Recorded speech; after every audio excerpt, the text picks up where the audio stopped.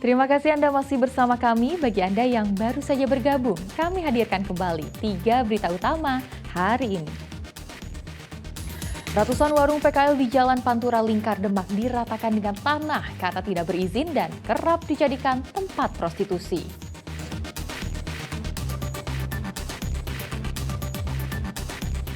Sambut kemerdekaan ke-78 Republik Indonesia, TNI bersama warga di Klaten mengibarkan bendera merah putih di bawah air.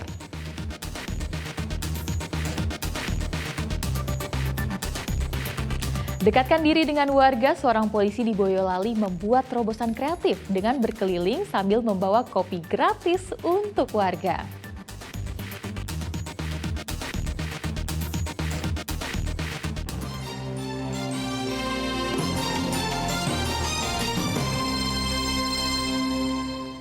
Kita ke informasi selanjutnya. Pelaku pembacokan brutal yang menyebabkan korban meninggal dunia di Jalan Saputan Raya, Kota Semarang, menyerahkan diri kepada polisi. Pelaku mengaku hanya membela 2 saudaranya yang ditantang adu duel oleh korban. Sempat buron ke Cirebon, Jawa Barat, Agus Setiawan akhirnya menyerahkan diri ke polisi. Agus diburu polisi karena membacok Andi Prasetyo hingga tewas di Jalan Saputan Raya, Kelurahan Jomblang, Kota Semarang, pekan lalu. Identitas pelaku terbongkar dari rekaman kamera pengawas. Korban terlihat datang seorang diri untuk menantang 2 teman pelaku. Namun belum sempat turun dari motor, korban diserang 2 pelaku dari arah belakang menggunakan senjata tajam jenis parang. Korban sempat berupaya menyelamatkan diri dengan berlari ke arah gang, namun diserang secara brutal oleh 2 pelaku. Tersangka ini kemudian menyerahkan diri kepada pihak kepolisian pada hari Jumat 11 Agustus 2023 sekitar pukul 6.00.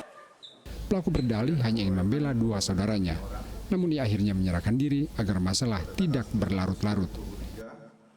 Pertama saya sedang nongkrong, saya ditelepon sama teman saya, sama Andika Pak, sama teman saya ditelepon, Mas tolong gunung serang, terus saya ke sana, nyampe sana itu Pak, saya dikabarin uang ini boleh Mas Nyereng, terus saya sana, terus saya susul itu terus kejadian Pak di depan tempat saudara saya.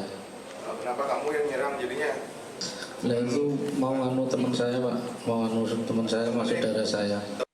Polisi masih memburu 1 pelaku lain dan diimbau segera menyerahkan diri. Dari tangan pelaku, polisi menyita sebilah parang sebagai barang bukti. Pelaku dikenakan pasal 170 KUHP dengan ancaman hukuman maksimal 12 tahun penjara. Agus Hermanto melaporkan dari Kota Semarang. Seorang pria di Magelang membunuh seorang janda beranak 1 lantaran sakit hati karena ditampar korban. Pelaku dibekuk polisi kurang dari 24 jam. Kurang dari 24 jam, Afna Kuswantoro asal desa Bangsri, Kecamatan Kajoran, Magelang, ditangkap polisi. Afna diburu polisi karena membunuh seorang perempuan bernama Nur Hidayah asal desa Wadas, Magelang, hari Senin. Polisi menyita barang bukti berupa sepeda motor korban lengkap dengan surat-surat, uang tunai serta tabung gas yang digunakan pelaku menghantam korban. Dari keterangan pelaku, pembunuhan dipicu rasa sakit hati lantaran korban melontarkan kata-kata kasar dan menampar pelaku. Motifnya karena emosi, ya, tersinggung, tersangka ini dimarah-marahi, ya, ditampar sehingga menyulut emosinya. Dalam waktu tidak terlalu lama, 5 menit kemudian tersangka memukulkan tabung gas ini ke kepala korban. Tersangka berdalih aksinya bersifat spontan. Ia menghantam kepala korban dengan tabung gas hingga meninggal dunia. Terus kenapa kamu sampai bisa bunuh korban? Terus spontan saja Pak, emosi sekali. Emosi ya? Iya. Kenapa kamu bisa emosi? Karena dikatain yang enggak. Apa dikatain apa? Asu, Terus? mbadok. Terus diapain lagi? Selain kata-kata diapain lagi dong? Ditonjok, ditampar. Nah itu emosi? Iya. Jadi karena emosi ya? Iya. Utangnya berapa? Utangnya sekitar 30 lebih. Jenazah korban Nur Hidayah ditemukan di ruang tamu rumahnya di Dusun Dologan, Desa Wadas, Senin siang. Dari hasil pemeriksaan polisi dan autopsi dokter, korban mengalami luka dalam di bagian kepala sehingga diduga kuat korban tewas karena dianiaya. Tersangka dijerat dengan pasal berlapis 338 atau pasal 365 ayat 3 KUHP dengan ancaman hukuman pidana penjara selama 15 tahun. Wahyudiono melaporkan dari Magelang. Warga Boyolali menyambut baik perubahan sistem uji praktik SIM dengan sirkuit. Warga menganggap pola ini memudahkan mereka dibandingkan dengan sistem zigzag. Sistem uji praktik SIM dengan sirkuit mulai diterapkan Satlantas Kepolisian Resor Boyolali Senin siang. Sistem ini disambut baik warga. Selama ini warga mengaku sulit lulus untuk mendapatkan SIM karena sistem angka 8 atau zigzag yang memberatkan. Cara baru ini dirasa warga sangat membantu sehingga mereka mudah mendapatkan SIM. Belum sih Pak, Belum. cuma yang zigzag. Yang zigzag? Iya. Oh, yang zigzag. Iya. Gitu. Terus enak mana sama yang sekarang? Yang ini Pak, yang ini. baru ini. Kesulitannya apa kemarin? Kesulitannya cuman ya kurang fokus sama rambu-rambu itu. Jadi harus lebih fokus lagi. Kepolisian mengubah bentuk lintas praktik ujian SIM roda 2 yang semula angka 8 dan zigzag. Sekarang berbentuk S. Lintas yang digunakan juga lebih lebar sesuai petunjuk terbaru dari Korlantas Polri. Sebelumnya itu ada namanya ujian zigzag, ada ujian angka 8, sekarang dirubah total. Jadi sekarang lebih ke arah seperti lintasan sirkuit, seperti itu. Tahapannya apa sih? Jadi untuk tahapannya ya seperti biasa, nanti pemohon itu mengajukan kelengkapan berkasnya, kemudian ada namanya ujian teori, kemudian lanjut ujian praktek. Sistem baru diharapkan memudahkan pemohon SIM karena arena lebih besar. Sistem zigzag hanya 1,2 meter, kini sistem sirkuit luas mencapai 2 meter. Yulianto melaporkan dari Boyolali. Seorang polisi Babin Kamtibmas di Boyolali meluncurkan inovasi baru agar lebih dekat dengan masyarakat. Ia berkeliling dari desa ke desa menggunakan sepeda motor sambil menawarkan kopi gratis kepada warga. Pendekatan ala kopi berjalan ternyata ampuh untuk menampung keluhan masyarakat.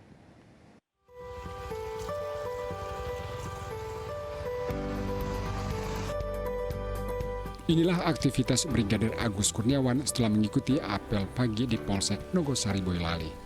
Ia keluar masuk desa dengan menggunakan sepeda motor. Sebagai anggota Babin Kamtibmas, Brigadir Agus memang wajib memantau kondisi masyarakat setiap hari. Namun cara Brigadir Agus tergolong kreatif.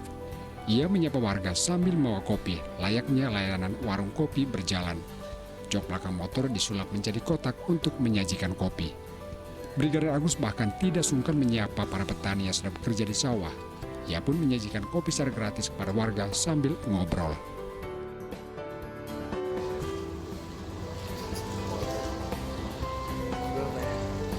Panas pakai jendel. Kulo nawas, aslinya nawas. Ini dalam mana? Cara ini ternyata digunakan Agus agar polisi lebih mendekatkan diri kepada masyarakat. Ia menamakan inovasinya dengan sebutan kopi curhat Pak Babin. Warga diajak ngopi gratis sambil menyampaikan keluhan.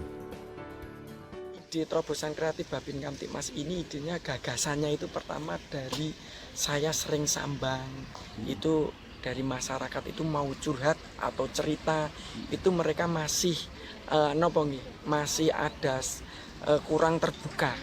Pada akhirnya saya muncullah gagasan kopi curhat Pak Babin ini sebagai prasarana agar mereka itu lebih terbuka dalam mereka mempunyai masalah kaitan masalah keluarga, masalah keuangan ataupun masalah lainnya. Jadi mereka saya suguhi dengan kopi sambil cerita, jadi enak Pak, mereka bisa terbuka permasalahannya seperti itu. Seperti apa? Nanti. Warga begitu senang dengan cara Brigadir Agus karena mereka bisa lebih terbuka mengeluhkan masalah keseharian mereka. Bisa mengutarakan apa itu? Keluhan. Ya, keluhan-keluhan Petani. sebagai jadi petani gitu lah. Gitu. Terus ya. tadi sambil minum apa? Minum susu. Kopi, susu. Ya, susu, kopi. Iya. Bu, kaget nggak tadi Pak Babin, Pak polisi datang ke sini tuh? Ya, terkejut juga. Terus terkejutnya gimana Bu? Terkejutnya kok ada Pak polisi gini, apa ada apa itu mau main gitu loh. Gitu. Ternyata Iya. Pak polisinya bawa apa Bu? Bawa kopi, susu. Itu mengajukan kartu tani. Kartu tani supaya pupuk biar agak ringan, murah, gampang. Maksudnya Pak Agus seperti itu. Kalau tidak punya kartu tani kan harganya juga mahal. Kopi curhat Pak Babin Allah Brigadir Agus sekaligus membawa misi besar agar masyarakat tidak perlu takut terhadap polisi. Ilianto melaporkan dari Boyolali.